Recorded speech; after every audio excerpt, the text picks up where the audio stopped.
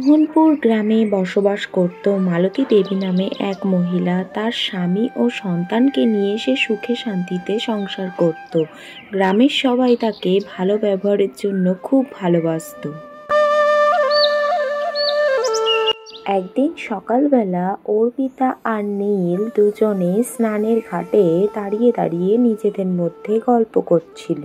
জানো নীলদা, কাকিমা ছাড়া আমাদের পাড়া একদম অসম্পূর্ণ। একদম ঠিক বলেছিস অর্পিতা, ওনার হাসি আর বকুনি এই দুই মিস করলে চলে না। ওরা দুজনে কথা বলছিল, এরই মধ্যে মালতী দেবীর আগমন ঘটে। কি রে, আবার তোরা আমাকে নিয়ে পড়লি তো? আরে কাকিমা, আপনি তো আমাদের পাড়ার মা। সে নয় ঠিক আছে, কিন্তু তোদের পড়াশোনা নিয়ে এত গাফিলতি একদমই ভালো না। সামনে তোদের পরীক্ষাও আছে। না না কাকিমা, ওসব নিয়ে তুমি চিন্তা করো না। আমরা সকালে একটু হাঁটতে বেরিয়েছিলাম, তাই তোমাকে নিয়ে আলোচনা হচ্ছিল। বাড়িতে গিয়ে আমরা এক্ষুনি পড়তে বসবো। হ্যাঁ, তাড়াতাড়ি বাড়ি যা, আমারও ওদিকে অনেক কাজ পড়ে আছে, আমিও বাড়িতে যাই। সন্ধ্যার পর মালতীর স্বামী সমস্ত কাজবাজ সেরে বাড়ি ফিরে আসে। তার ছেলের পড়াশুনো নিয়ে সে খুবই চিন্তিত ছিল। মালতী, তোমার ছেলে কিন্তু কখনোই আমাদের কথা শোনে না। ও দিন দিন খুবই অবাধ্য হয়ে উঠছে, সারাদিন খেলাধুলা করতে থাকে। পড়াশুনো কি ঠিক টাইমে করে ও? তুমি ওকে ওই রকম করে বলো না, ওর স্বপ্ন বড়, ওকে একটু সময় তো দাও। আর কত সময় দেব তুমি বলো? ও যত বড় হচ্ছে তত যেন একটা বাদর তৈরি হচ্ছে। পড়াশোনায় তো মন নেই, সারাদিন খেলাধুলোই করে বেড়ায়। মা, বাবা আমাকে এই খেলাধুলার জন্য সব সময় বকাবকি করে। তোমরা একদিন দেখো, আমি এই খেলাধুলার জন্য অনেক বড় প্রতিষ্ঠিত মানুষ হব। তখন তোমরা বুঝতে পারবে আমি কেন সারাদিন খেলাধুলা করি। হ্যাঁ বাবা, তুই খেলাধুলাই করবি, তোর মন যেটা চায় তুই সেটাই করবি, তুই কারোর কথায় কান দিবি না, আমি তোর পাশে আছি। ঠিক আছে, আমার কথার তো এখানে কোনো দাম নেই। তোমরা মা ছেলে মিলে যেটা ভালো বোঝো সেটাই করো। আগের দিন রাত্রিবেলা মালতীর বাড়ির ঝগড়া অশান্তির কথা সবাই জেনে যায়। তাই পরের দিন সকালবেলা সেই সব নিয়ে আলোচনা হতে থাকে। কাকিমার পরিবারে একটা সমস্যা চলছে, সেই সমস্যার সমাধান আমাদেরই করতে হবে।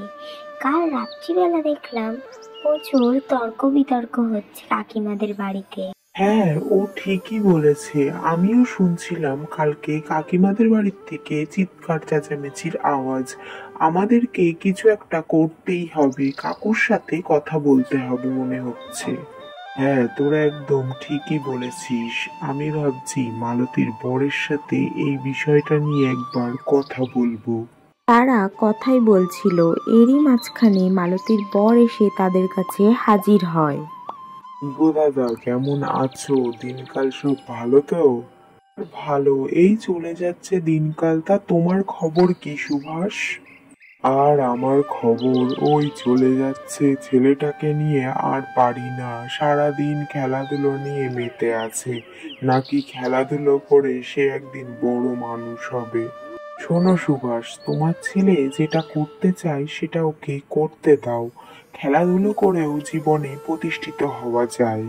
এরপর তারা সুভাষকে ভালোভাবে বোঝায়, আর সুভাষও সেটা বুঝতে পারে। ওদের সমস্ত কথা শুনে সুভাষ বাড়িতে ফিরে যায় আর তার বউ আর ছেলেকে বলে, মালতী, আমার অনেক বড় ভুল হয়ে গেছে।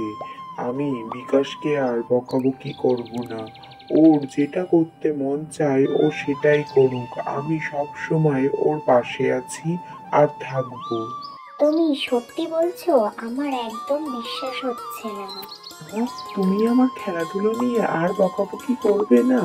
মা, দেখেছো বাবা আমার সমস্ত মনের কষ্ট মুছে দিল। আরে বাবা, আমি বুঝতে পেরেছি পড়াশোনা নিয়েই সব হয় না। নিজে মন থেকে যেটা চাই সেটা করতে পারলে একটা আলাদাই সুখ পাওয়া যায়। এরপর থেকে তাদের মধ্যে আর ঝগড়া অশান্তি হতো না তার ছেলেকে নিয়ে, কারণ সুভাষ তার ছেলের খেলাধুলাকে মেনে নিয়েছিল। মালতী আনন্দে সারা গ্রাম ঘুরে বেড়ায়। হঠাৎই তার সাথে অর্পিতা আর নীলের দেখা হয়ে যায়। তোদেরকে অনেক ধন্যবাদ, তোরা বিকাশের বাবাকে বুঝিয়েছিস খেলাধুলার মর্ম, তাই আজ ও বিকাশের খেলাধুলাকে মেনে নিয়েছে। আমরাও খুব খুশি হয়েছি রে।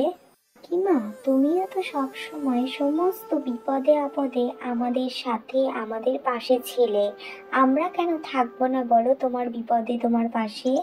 কাকিমা, তুমি এই রকম করে বলো না। তুমিও তো সমস্ত বিপদে আমাদের পাশে থাকো, তখন তো আমরা তোমাকে ধন্যবাদ জানাই না। তাহলে তুমি কেন ধন্যবাদ জানাচ্ছ?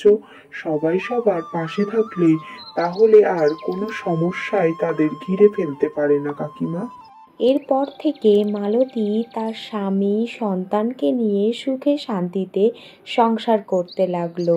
আর তার ছেলেও একদিন খেলাধুলা করে মস্ত বড় একজন খেলোয়াড় হলো।